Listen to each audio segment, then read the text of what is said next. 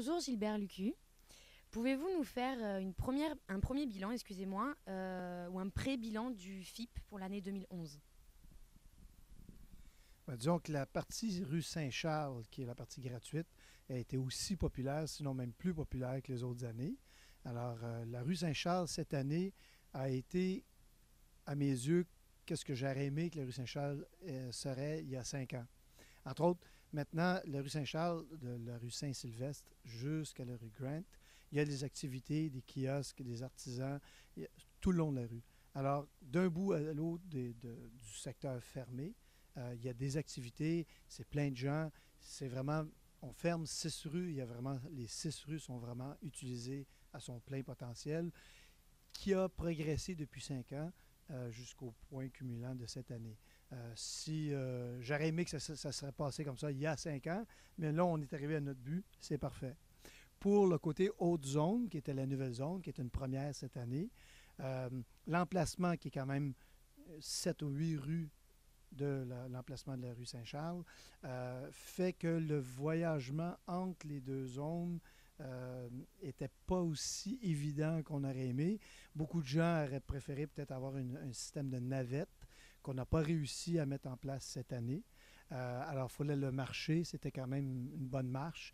Le fait aussi que cette zone-là était une zone payante, beaucoup de gens n'ont pas tout à fait compris pourquoi que tout à coup, après 10 ans, qu'on avait une zone payante on s'est efforcé à coup de publicité et d'explications, le site web et tout ça, expliquer aux gens comme quoi que pour la pérennité de la rue Saint-Charles, qui est complètement gratuite, il faut développer un truc payant pour être capable de payer la rue Saint-Charles, parce que d'année en année, les subventions sont là, mais elles ne sont pas nécessairement en grandissant.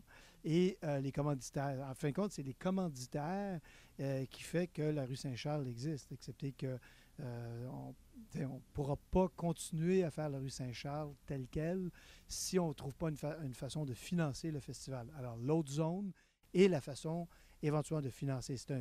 On est quand même à but non lucratif, alors personne va se mettre riche avec ça. Même, on a 4 salariés dans tout le festival. Et je peux vous dire, c'est le salaire minimum. Alors, il n'y a personne qui se met riche ici. Mais c'est ça, l'argent qu'on ira chercher avec l'autre zone va pouvoir justement payer toutes les dépenses de l'autre zone et de la rue Saint-Charles. Et à ce moment-là, oui, on pourrait éventuellement peut-être engager plus de techniciens et justement rendre ça encore peut-être plus attrayant. Je ne peux pas vous donner les chiffres exacts parce qu'on n'a pas passé à travers, parce que le festival à tout fin pratique, c'est cette semaine qu'on a commencé à faire, j'appelle la paperasse. La semaine dernière, on a démonter, ramasser, retourner chez les fournisseurs. On a encore même un peu d'équipement qui est encore dû aux fournisseurs. Alors, c'est beaucoup plus au mois d'août qu'on va commencer vraiment les factures rentrent et commencer vraiment. C'est sûr, j'ai une petite idée des coûts eux-mêmes, mais les coûts réels, je ne les ai pas. C'est sûr que si je me base à l'année dernière, qui avait seulement que Saint-Charles, l'année dernière, la rue Saint-Charles, à tout fin pratique, coûte près d'1 million à faire. Mais on n'a pas 1 million en argent pour le faire. On a environ 300 000 en argent et tout le reste, c'est des commanditaires en service, entre autres la publicité, la bouffe.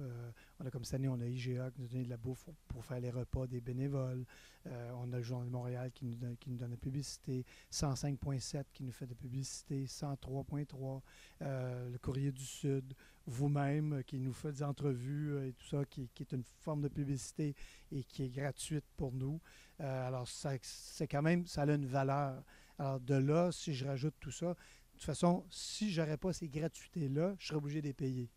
Alors, ça se calcule et chaque fournisseur, chaque commanditaire, bien sûr, on signe une entente et cette entente-là a un prix. Et le prix de leur service, c'est comme ça que j'arrive à 1 million. Si on rajoute cette année l'autre zone tentativement coûte environ 350 000 $. Alors, en gros, le festival coûte environ 1 350 000, 1 400 000 mais bien sûr, on n'a pas cet argent-là, comme je dis, c'est en service, c'est ça. Alors, c'est sûr qu'éventuellement, il faudrait qu'on rajoute les salaires de tous les bénévoles, les salaires de tous les gens qui travaillent là-dessus à l'année longue, donc moi-même, que je ne prends pas de salaire. Alors, si on rajouterait tous ces salaires-là, on aurait facilement un bon 700 000 à 800 000 de salaires qui se rajouteraient à ça. Alors, le festival devrait coûter au moins 2 millions, 2,5 millions. Et encore là, on serait le festival le moins cher en ville, parce que si on se compare aux Francopholies, les Francopholies, ça coûte 10 millions pour 10 jours. Alors, c'est 1 million par jour. Alors, vous voyez l'ordre de comparaison. Je parle de 2 millions, 2,5 millions pour 5 jours, même 6 jours de festival, parce qu'avec le concours de graffiti, ça nous faisait une 6e journée. Alors, vous voyez l'ordre d'idée, là? Oui, les gens ont beaucoup aimé le concours de graffiti. Le but du concours était d'inculquer, de faire comprendre aux jeunes qu'il y a une différence entre un tag et un graffiti. Un tag, c'est une signature qui est, à mes yeux, un barbeau, qui est un voie de fait, tandis qu'un graffiti, c'est une œuvre d'art. Alors, j'ai rien contre les taggers, à part que quand ils font leur tag sur un camion, sur un mur, sur une propriété privée, même publique, ça coûte de l'argent aux propriétaires, que ce soit la ville, que ce soit mon camion, que ce soit le mur du dépanneur. Il y a quelqu'un, quelque part, qui va payer pour nettoyer ça, parce que c'est seulement qu'une signature. Ça ne veut rien dire.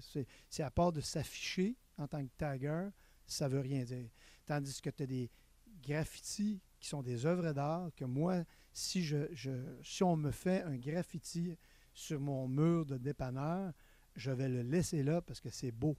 Tandis qu'un tag, à part le propriétaire du tag, celui qui le fait, personne ne comprend qu'est-ce que c'est et personne n'en veut.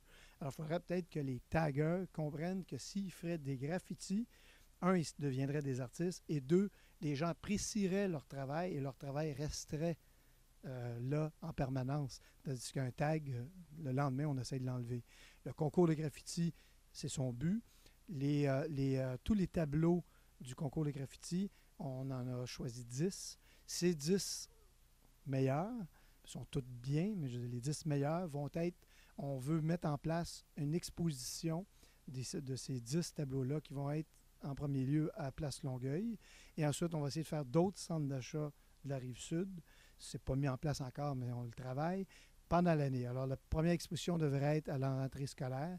Et toute l'idée derrière ça, c'est que justement que le grand public puisse voir ces œuvres-là pour justement que les jeunes artistes, les graffiteurs, je ne sais pas si ça se dit, puissent se faire voir et que la population voit, que la population aussi comprenne la différence entre un graffiti et un tag. Et j'espère que les jeunes taggeurs vont voir que oui, si tu fais du graffiti, tu as un débouché artistique, les gens te voient. Moi, je connais des jeunes qui font des graffitis, qui se font engager par des boutiques pour faire le fond de scène. Alors, ils sont payés pour le faire. Tandis que, tu sais, faire un tag, c'est un voie de fait. Tu as un dossier et tu te mets dans le trouble.